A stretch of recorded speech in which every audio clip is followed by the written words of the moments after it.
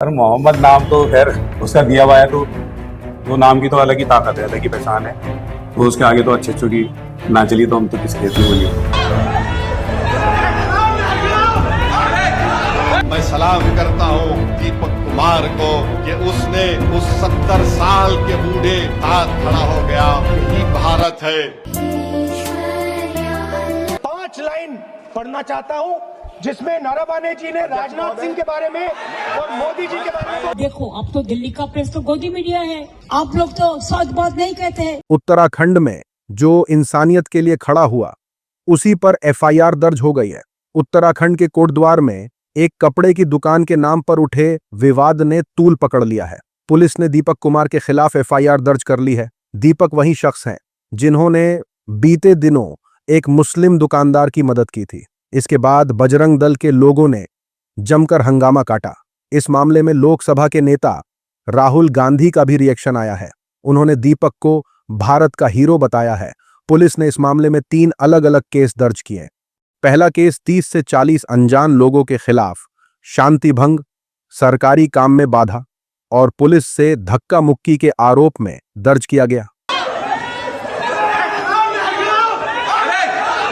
दूसरा केस वकील अहमद की शिकायत पर गाली गलौज और गलत भाषा के इस्तेमाल को लेकर दर्ज हुआ। तीसरा केस कमल पाल की शिकायत पर दीपक कुमार और उनके साथियों के खिलाफ दर्ज किया गया है। आईटी सेल दीपक को विलन बता रहा है। सब दीपक भाई के साथ हैं, तो इसमें डरने की कोई बात नहीं। दीपक भाई, जब आप कहोगे, जब हम कोटद्वार में आपके साथ खड़े पाएंगे। सोशल मीडिया पर कांग्रेस नेता राहुल गांधी ने कहा, दीपक संविधान और इंसानियत के लिए लड़ रहे हैं, उस संविधान के लिए जिसे बीजेपी और संघ परिवार रोज रौंदने की कोशिश कर रहे हैं।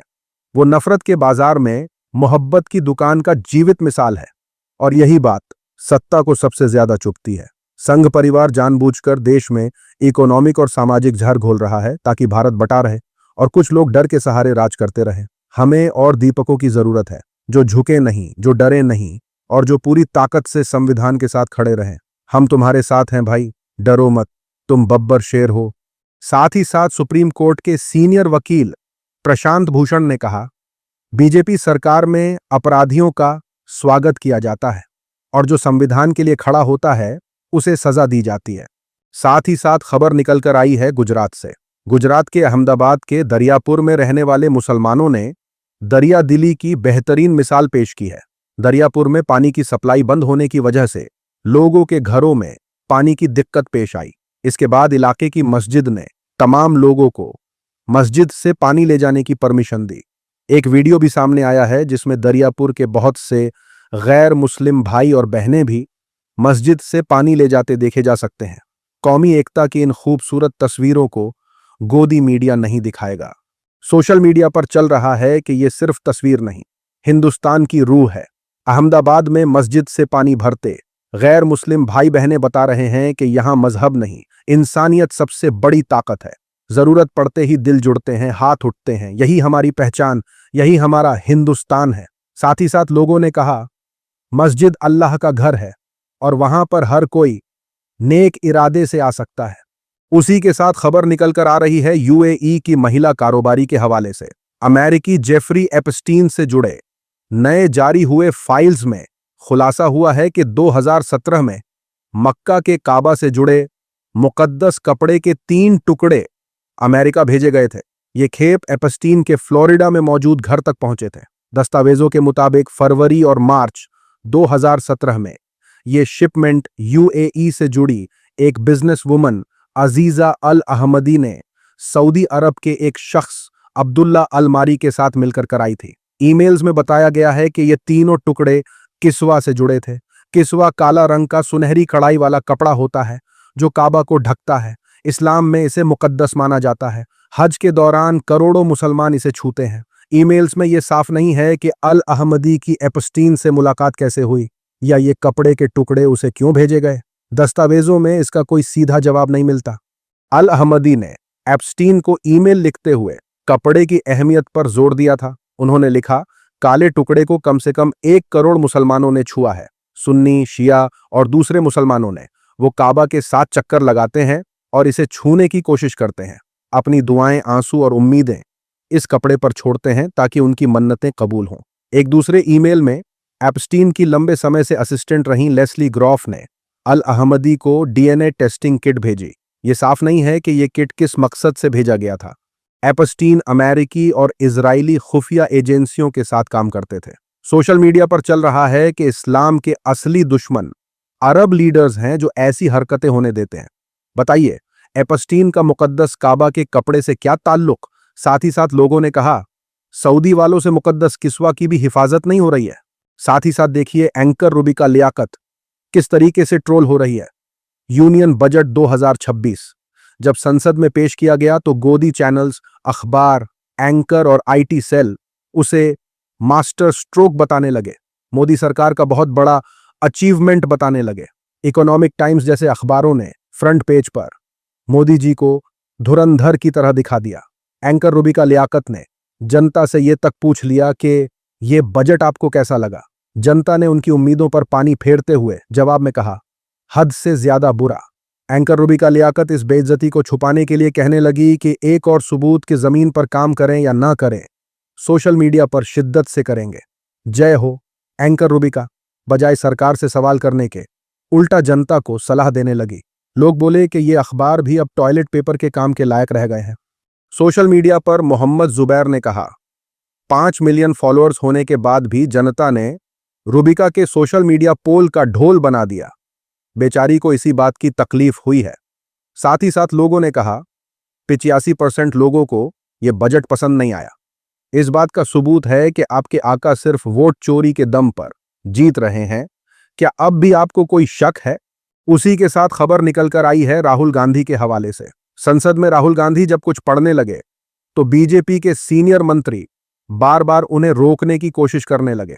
राहुल गांधी ने कहा कि मुझे बोलने दीजिए, इतना क्यों घबरा रहे हैं कि मुझे बोलने नहीं दे रहे।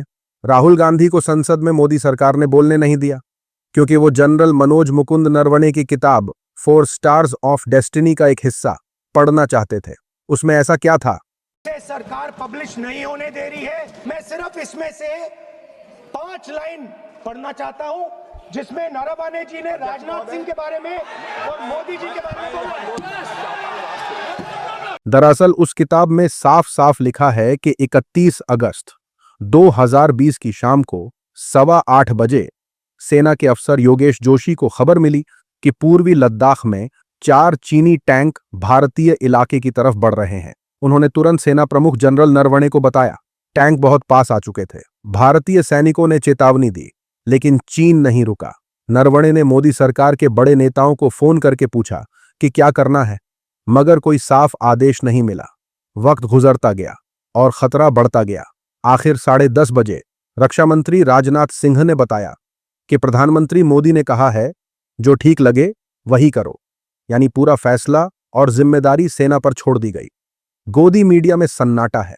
पढ़ना चाहता हूं जिसमें नरवणे जी ने राजनाथ सिंह के बारे में और मोदी जी के बारे में बोला। सोशल मीडिया पर चल रहा है कि 8:15 को जवाब मांगा, 10:30 को जवाब मिल गया कि सेना को पूरी छूट है, थैंक यू मोदी जी। साथ ही साथ लोगों ने कहा शायद सरकार नहीं चाहती कि उनके कोई भी काले कारनामे उजागर हों जो देश की जनता तक पहुंच जाएं और सरकार की थू-थू हो। साथ ही साथ पश्चिम बंगाल की सीएम ममता बनर्जी ने चुनाव आयोग पर आरोप लगाया कि एसआईआर के बुरे मैनेजमेंट की वजह से बंगाल में 150 लोगों की मौत हो गई है। उन्होंने दिल्ली पुलिस पर भी दिल्ली में बंगाली समुदाय को टॉर्चर करने का आरोप लगाया। इस मुद्दे पर बात करने के लिए उन्होंने चुनाव आयोग का रुख किया है। ममता ने गोदी मीडिया से कहा, हम नमस्ते करके कहते हैं कि आप जैसे लोगों के भाई बहन हैं, हमारे भी भाई बहन हैं। अगर एसआईआर में किसी के घर में डेथ हो गई और वो लोग बच्चा लेकर सुप्रीम कोर्ट के पास बात करने के लिए आया है, हम प्रोटेस्ट करने नहीं आए हैं। अगर आप हमारे साथ ऐसा करेंगे तो हम भी काम लेना जानते हैं। हमारे लोगों को डराओ धमकाओ मत, ये ठीक नहीं है। ये लोग जहां जाते हैं वहां आप लोग इन्हें तंग करते हैं।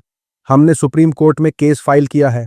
एसआईआर में 150 लोगों की डेथ हो गई, उनके परिवार को देखने वाला कोई नहीं है। आप सब गोदी मीडिया हैं, आप सच नहीं दिखाते हैं। दिल्ली की केंद्र सरकार अब जमींदार बन गई है। इनका काम गरीबों को परेशान करना है। गरीबों के लिए दिल्ली में कोई जगह नहीं है। देखो, अब तो दिल्ली का प्रेस तो गोदी मीडिया है। आप लोग तो सच बात नहीं कहते हैं। इस चीज का कोई तरीका होता है तो हम भी जब कसम काम लेना चाहता है।